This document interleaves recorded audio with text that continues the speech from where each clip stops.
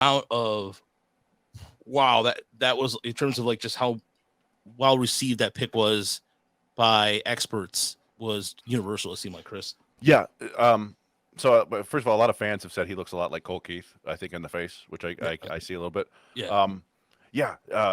People love him. Ben Badler from Baseball America, even before the Tigers drafted him, like I listen to their podcasts frequently, and it would come up in every show. He was like, "I'd take Kevin McGonigle in the top 10." He said, like, he loves him, and if you watch a lot of amateur baseball, it's because he's always on the winning team and he's always hitting just forever. I mentioned earlier his like 470 average in 100 plus perfect game events. He was on the winning team in the prospect development league last year. I put this all in our scouting report, which is up on tigersminorleaguereport.com. I I published that, I think, like 2 seconds after you published the Keter Montero or before. So we did probably should have coordinated a little bit better, but I wanted to get it up. That's But my yeah, bad. no, that's fine. I didn't mention it. So, but yeah, he was on the gold medal winning, you know, a world baseball team. I don't know what the tournament was. They won. His team won the Perfect Game Classic. He plays winning baseball, and he seems like just a baseball rat, like a guy who's 100% focused out there. All the stories about him talk about how Chase Utley was his favorite player, and he emulates Chase Utley as much as he can. I think there's sort of muted upside there because the rest of the physical tools aren't crazy. You can project probably average power, maybe a little bit more if he pulls the ball. It's kind of average speed, and it's average-ish defense. Although you look at Fangraphs, and Eric Longenhagen thinks he's a no-doubt shortstop because of his feel for the game and his timing. But most people assume he's going to move to second base. But either way, I mean, like the kid hits. He's like a top 20, top 25 prospect at worst in this draft, and the Tigers got him at 37, which is a great get for them. So the question is from Ty Cobb. He says, "Do you think it's a coincidence, or do you think the Tigers put an emphasis on left-handed bats? Both Clark and Nick McGonigle, our lefty. McGonigle are lefties. Plus, on the farm, both Colt and Parker are lefties." I think they may just prefer left-handed bats in general because there are more right-handed pitchers than left-handed pitchers.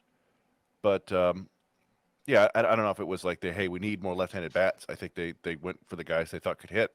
And McGonigle, I think, in a video said that he's a natural righty, but his dad from a very young age made him hit lefty because that's what dads do. Like, no, you got to. And now we know with Clark, he's a left-handed thrower too, so he's a legit lefty. But yeah, I think they went and traded for Justin Henry Malloy. He's a right-handed hitter, so I don't know if it's and Vierling's a right-handed hitter, Maton's a lefty. I think they just went after guys that they thought could hit. I'm wondering if it was kind of like their litmus test to these players. Well, I would love to see how that would play out. And in terms of like, do they, for example, like these scenario questions, because there's always those like when you apply for a job, sometimes they put you through those tests where they're like they ask you the same question, but they rephrase it 5 different times. Behavioral analysis kind of tests. So I'm curious to see. I would love to see how that process worked out here. Yeah, and I think we don't have a great feel for how it used to be. I don't think we've to a certain extent.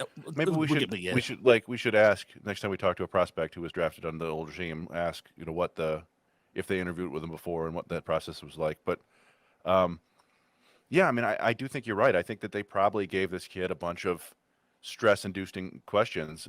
I've talked about it before, where I wonder if when they were drafting Spencer Torkelson, if they ever kind of talked to him about so what would you do if we said you have to change your swing, or what would you do if we told you have to change this thing, and see how they react, even if you don't necessarily mean it, just to see how they'd be willing to adapt and things like that. So yeah, I mean I think that's an important aspect of it, and Max Clark is out there. Everybody, you can see videos of him for hours and days. There's small documentaries about him. He's been famous for a couple years, so you get a pretty good feel for his personality.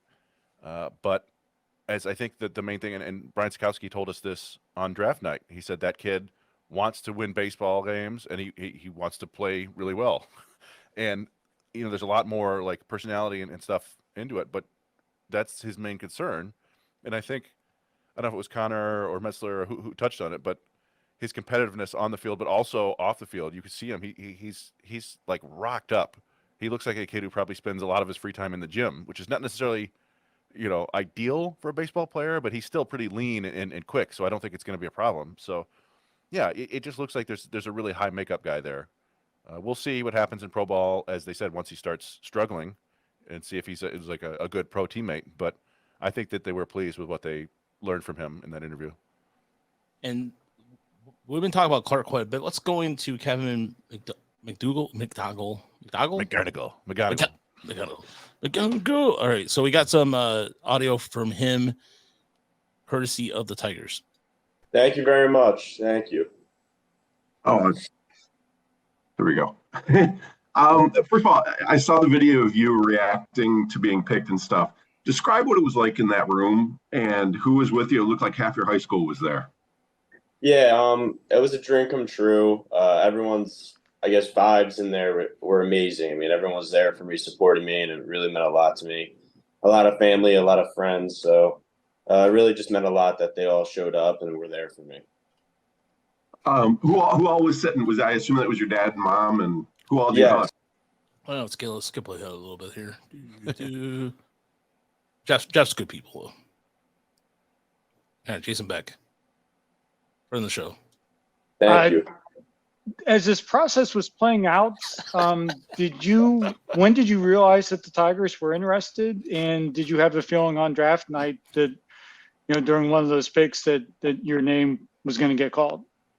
Yeah, so I had a lot of in-home visits before high school season, and of course, Mr. Bretsch, which I call Coach Bretsch, he coached me at area codes, came to my house, and we met with him, and I could tell he liked me a lot, and that's when I was like, okay, they're interested, and then I just played my whole high school season out, and phone calls started coming after the high school season, and I was just all up in the air. I didn't know what was going to happen, but yeah, I mean, getting my name called was a dream come true, but we'll see what happens. I can't believe it happened, and it's just truly amazing.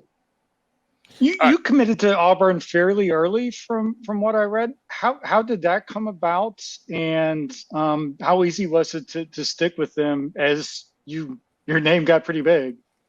Yeah, it's always been a dream for me to play in the SEC. Auburn reached out, and that coaching staff there is top notch. It's the greatest group of people I've ever met, and first time we talked, it was a FaceTime call, and they wanted to speak with my family, which really meant a lot to me, because family means so much to me, and I can see it meant a lot to them. So right away, they were number one on my board, and I kept getting recruited by other schools, and no one matched Auburn. I mean, their facilities, their campus, it was just unbelievable.